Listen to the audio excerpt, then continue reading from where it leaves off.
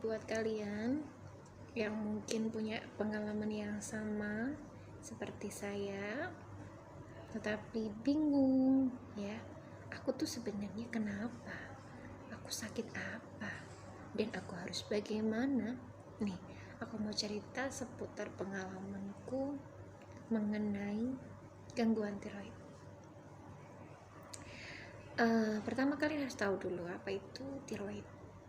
Jadi tiroid itu adalah salah satu organ yang ada di dalam tubuh kalian. Kalian bisa searching ya di internet. Letaknya itu ada di leher bagian bawah sini. Nah, bentuknya itu seperti dasi ya teman-teman. Ya mirip dasi, kupu-kupu kayak gitu ya. Nah, fungsinya apa? Hormon tiroid itu sebenarnya fungsinya adalah untuk imunitas. Jadi dia juga mengontrol hal-hal yang berkaitan dengan imun tubuh kita. Dibilang penting ya penting ya, semua hormon yang ada di dalam tubuh kita itu sebenarnya penting dan punya fungsi masing-masing gitu. Dan kalau kita ada permasalahan di bagian kelenjar tiroid, pasti ada bagian tubuh kita yang tidak seimbang atau tidak normal kerjanya. Nah, gangguan tiroid itu apa sih Mbak? Gangguan tiroid itu macam-macam ya teman-teman.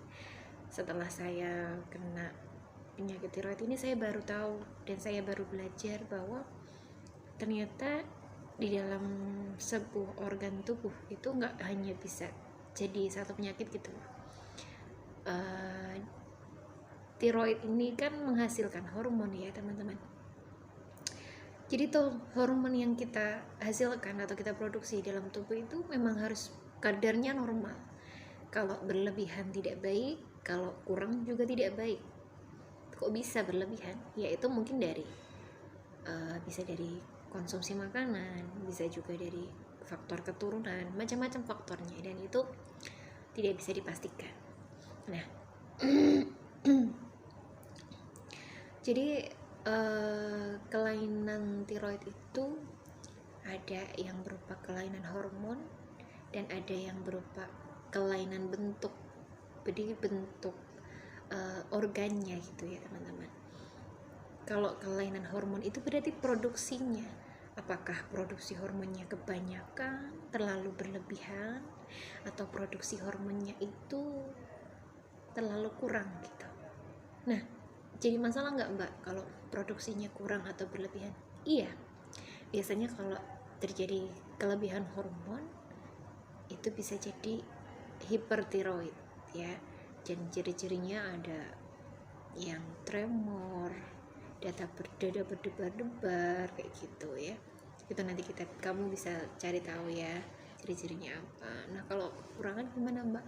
Sama, kekurangan hormon tiroid itu juga mengganggu, jadi nanti bisa hipotiroid namanya. Nah, kalau masalah tiroid ini dibiarkan, biasanya nanti kalau Anda mengalami gejala hipertiroid atau hipotiroid itu bisa diatasi dengan kita cek lab, periksa leher lah, periksa leher Anda dengan ya pemeriksaan penunjang lainnya, misalnya USG, cek lab, jadi kadar hormonnya itu FT4, kemudian TSH-nya itu berapa, ambang normal atau tidak, itu nanti akan dijelaskan dokternya gitu ya. Nanti kamu harus konsumsi obat yang seperti apa supaya hormon kamu kembali normal gitu. Itu kalau kita kelainan hormon teman-teman, masih bisa diatasi dengan cukup minum obat atau terapi hormon gitu ya. Tapi kalau yang kelainan yang saya alami itu ketika saya pertama kali periksa gitu ya, saya tuh merasa ada benjolan di leher saya. Pas ternyata benjolannya itu di hormon tiroidnya. Jadi awalnya gejalanya itu di leher bagian bawah saya ini ada benjolannya kecil saat itu ya, nggak ada rasanya, jadi nggak rasa sakit, nggak ada rasa nyeri, kemudian saya juga ngerasa tremor, nggak berdebar-debar, nggak ada masalah apapun gitu. Cuman saya sering ya kelelahan ya. Tapi kan kalau kelelahan itu kan gejala umum ya, penyakit apapun biasanya kelelahan gitu. Setelah itu kan saya periksa ke dokter, kemudian ada pemeriksaan penunjang. Yang pertama itu saya cek lab dulu, jadi saya diambil darahnya, kemudian dicek hormonnya. Ternyata hormon saya tuh normal ya, jadi hormon tiroidnya tuh nggak ada masalah, tetapi ada benjolan. Kemudian saya di USG, ternyata memang ada benjolan di sekitar leher, tepat di kelenjar tiroid, dan itu menunjukkan bahwa bentuk tiroid saya tuh lagi sudah nggak normal gitu loh, sudah abnormal karena ada benjolan yang harusnya nggak ada gitu. Karena saya merasa kayaknya ini nggak apa-apa ya, jadi ada kekhawatiran takutnya nih kalau benjolan ini semakin membesar itu ganggu gitu. Ganggunya maksudnya mungkin menekan saluran pernapasan atau benjolannya tambah besar ya, pokoknya ya harus diwaspadai gitu. Akhirnya karena banyak faktor, ketika nanti benjolan itu harus saya ambil, justru saya malah hormonnya turun ya, karena produksi kelenjar tiroidnya nanti pasti berkurang kalau kita ambil sebagian bagian dari tiroid kita. Kemudian saya bilang sama dokternya, dok, kalau nggak dioperasi langsung boleh nggak? Saya kan masih pingin promil nih, maksudnya gitu. Karena saya banyak cari tahu gitu, ketika kita punya gangguan tiroid, ketika kita mau hamil atau promil masih bisa kok teman-teman, cuma kita harus kontrol itu, kontrol hormon kita gitu, biar nanti ketika janin yang ada di dalam perut kita itu bisa sehat dan nggak kekurangan hormon tiroid juga. Karena ternyata masalah gangguan tiroid itu diturunkan loh ke anak kita gitu, nggak 100% sih diturunkan, ada resiko penurunannya gitu maksudnya. Akhirnya saya sama dokter diperbolehkan untuk tunda operasi. Saya hamil dulu, alhamdulillah cepet banget. Setelah 2 tahun saya sudah melahirkan dan anak saya sudah tidak ASI ya. Sebenarnya masih masa ASI, cuma dia sudah nggak minum ASI. Akhirnya saya kontrol lagi. USG-nya kan sudah lama, itu sudah 2 tahun. Kalau saya tes hormon selalu normal ya, selalu normal, tes hormonnya selalu fine, nggak apa-apa, baik-baik aja gitu. Tapi karena sudah 2 tahun lebih saya nggak cek USG, saya kemudian dikasih rujukan untuk cek USG gitu. USG itu berarti kayak kita di leher itu dicek benjolannya sebesar apa gitu kan. Ternyata setelah 2 tahun itu benjolannya tumbuh lagi yang sebelah kanan. Saya belum cerita tadi ya, benjol saya itu sebenarnya sebelah kiri dan ada beberapa benjolan kecil gitu ya.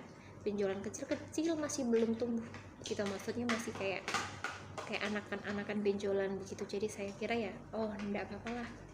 Ternyata setelah 2 tahun benjolan itu yang kiri makin besar, yang kanan tumbuh lagi, jadi ada 2 benjolan. Ketika diukur gitu, yang kiri sama kanan itu sama-sama sudah mencapai 2 cm, bahkan yang kiri itu 2,5 cm gitu. Makanya kok akhir-akhir ini kok susah nelan gitu, kadang sesak nafas gitu. Akhirnya sama dokter, kayaknya nggak bisa ditunda deh mbak, tetap harus operasi. Meskipun dulu aku pernah FNAB itu apa ya, jadi sebelum saya tunda operasi itu saya minta dites ini tuh benjolannya ganas apa jinak gitu, bisa teman-teman, tapi nggak bisa valid ya, karena kita ambil cairannya dari luar. Ternyata ketika diambil cairan dari luar itu kan bisa pas dapat cairannya yang ada zat apanya, atau pas delelah kena bagian apa gitu. Ternyata ketika cairan itu dites hasilnya jinak gitu. Akhirnya saya tenang gitu. Lanjut lagi setelah 2 tahun itu tadi benjolannya makin besar dan ada anak-anak ya, ada anak-anakannya, nggak cuma 2 benjolan itu ada. Jadi istilahnya multinodul. Jadi karena multi kan banyak. Hanya dokter saya bilang nggak usah, ditunda lagi, segera operasi, dan saya harus dirujuk ke dokter onkologi. Kenapa dokter onkologi? Karena dokter bedah itu kan macam-macam ya. Kalau bedah sentral itu biasanya kan ya dokter bedah biasa. Ini saya dirujuk ke dokter bedah tumor gitu, karena tipenya tumor tiroid begitu.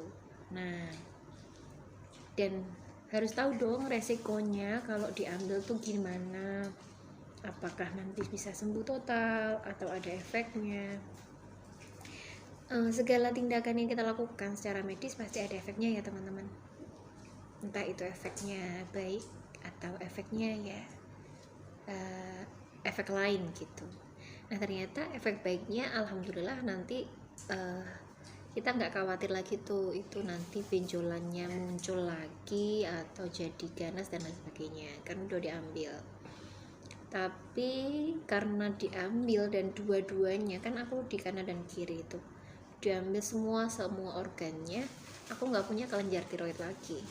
Jadi kamu bisa bayangkan kalau kamu nggak punya organ ya, berarti kan kamu nggak bisa produksi hormon dari organ itu. Nah konsekuensinya ya aku harus minum obat seumur hidup, bukan obat sih, hormon pengganti, karena setiap hari itu ada takarannya. Kita itu setiap hari harus produksi berapa mili atau ya berapa takaran dah untuk hormon itu, karena aku sudah gak bisa produksi. Nah aku harus minum hormon atau suplemen setiap hari dan seumur hidup. Kalau kalian pernah lihat orang yang diabetes itu yang nggak bisa produksi insulin, itu kan sama. Jadi dia harus minum insulin setiap hari karena tubuhnya dia sudah nggak bisa produksi insulin dengan baik. Gitu ya teman-teman. Alhamdulillah ini hari kelima aku di rumah sakit. Aku sudah opnam sejak hari Selasa dan sekarang hari Sabtu. Alhamdulillah operasinya berjalan lancar. Jadi kalian yang punya sakit tiroid gak usah takut operasi, gak kerasa ya, kerasanya nanti sesudah operasi, tapi gak sakit gitu, maksudnya ya ada kesulitan menelan begitu. Kemudian mungkin pertama suaranya nggak bisa balik yang bisa bersuara keras gitu ya, jadi masih lembut gini suaranya, harus pelan-pelan bicaranya.